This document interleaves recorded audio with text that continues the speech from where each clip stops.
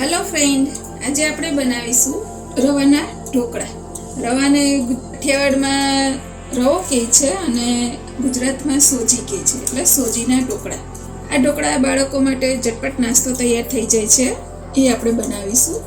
એમાં જોઈશે રાઈ, જીરું, લીલા મરચાં, મીઠો લીમડો, મીઠું, કોથમીર, ઈનો, દહીં અને સોજી. હવે આપણે સૌપ્રથમ સોજીને પલાળવાનો છે દહીંની સાથે. 10 મિનિટ પહેલાં પલાળીને રાખવાનો છે.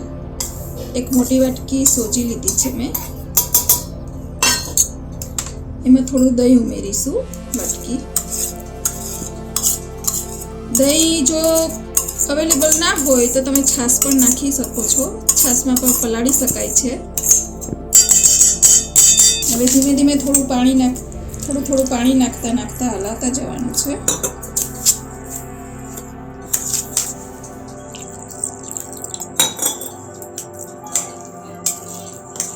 આ ઢોકળા બહુ ફટાફટ બની જાય છે અને બાળકોને બહુ સરસ ભાવે છે. નાસ્તામાં મજા આવે બાળકોને. એવા સરસ ટેસ્ટી નાસ્તો તૈયાર થશે, એકદમ ઓછા મસાલા સાથે. આ રીતે આપણે ખીરું પલાળવાનું છે, દહીં અથવા છાશ નાખીને, બરાબર. હવે એમાં આપણે સ્વાદ પ્રમાણે મીઠું ઉમેરીશું.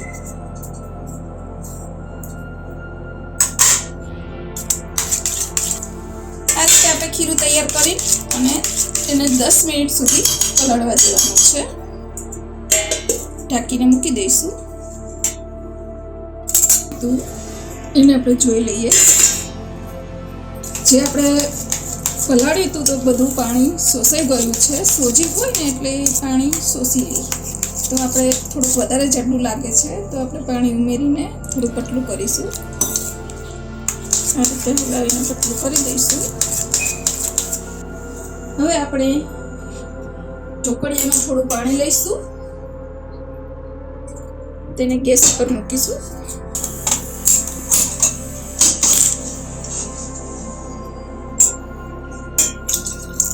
ત્રણથી 4 ગ્લાસ પાણી ઢોકળીમાં મૂકીને પાણી ઉકળે ત્યાં સુધી આપણે આ જે ખીરું તૈયાર કર્યું છે એમાં ઈનો નાખીશું. ઈનો પહેલેથી નથી નાખવાનું, આપણે જ્યારે થાળી મૂકવાની હોય ને અંદર ત્યારે ઈનો નાખી દેવાનો છે. ઈનો નાખ્યા પછી એક જ સાઈડથી હલાવવાનું છે, આ રીતે. પછી એની સાઈડ બદલવાની નથી.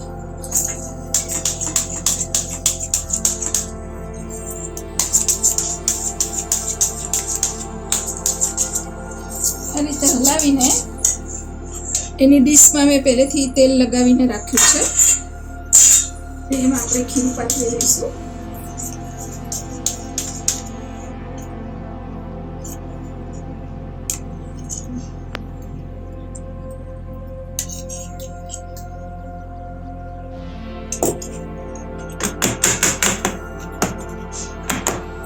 એ રીતે ખીરું ડીશમાં પાથરી દેવાનું છે.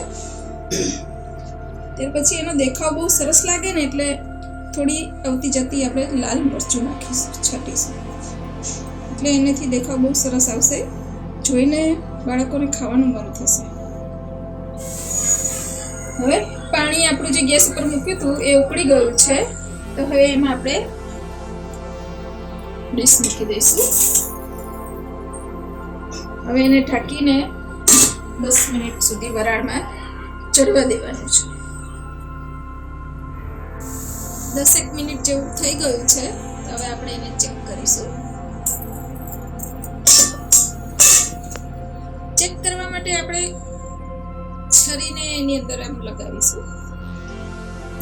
જો છરીમાં લોટ ઢીલો ચોટે તો એમ લાગવાનું એમ કે નથી થયા, હજી ચડ્યા નથી. પણ આમાં બિલકુલ ચોટ્યો નથી ખીરું, એટલે આપણા ઢોકળા સરસ ચડી ગયા છે. એકદમ ચોખ્ખી છરી બહાર આવી છે, બરાબર. એટલે સરસ ચડી ગયા છે, તો હવે આપણે એને બહાર કાઢી લઈશું.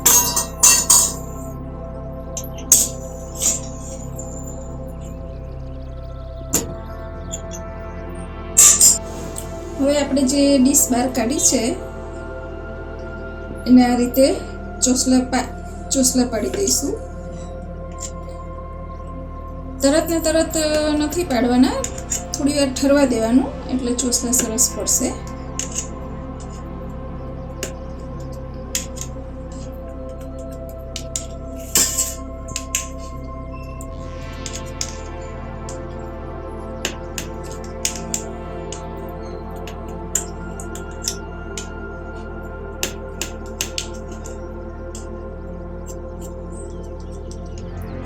રવાના ઢોકળા બધાને બહુ સરસ ભાવે.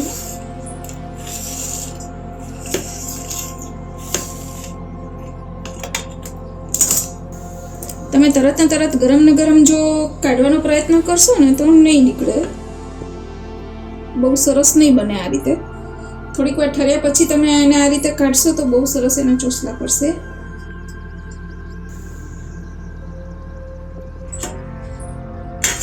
એ જ રીતના આપણે બીજી થાળી પણ ઉતારી છે, એના પણ ચોસલા પાડી લઈશું. હવે આપણે એનો વઘાર કરીશું. કઢાઈમાં તેલ ગરમ મૂકીશું.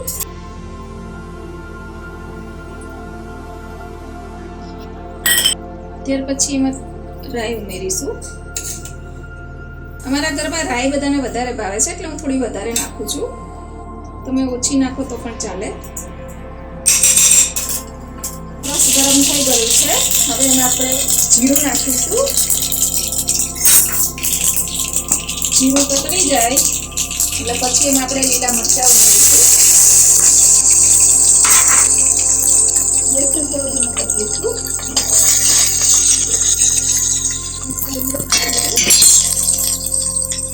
ત્યાર પછી ઢોકળા નાખીશું.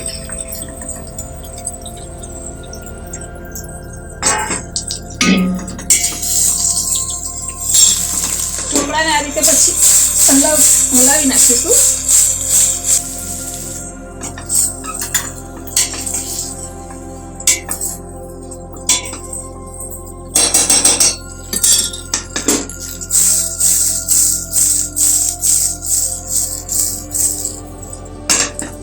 થઈ ગયા છે આપણે સરસ ઢોકળા તૈયાર.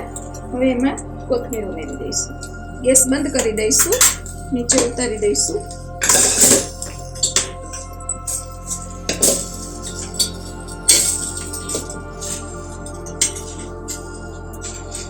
થઈ ગયા ને સરસ ઢોકળા તૈયાર આપણા.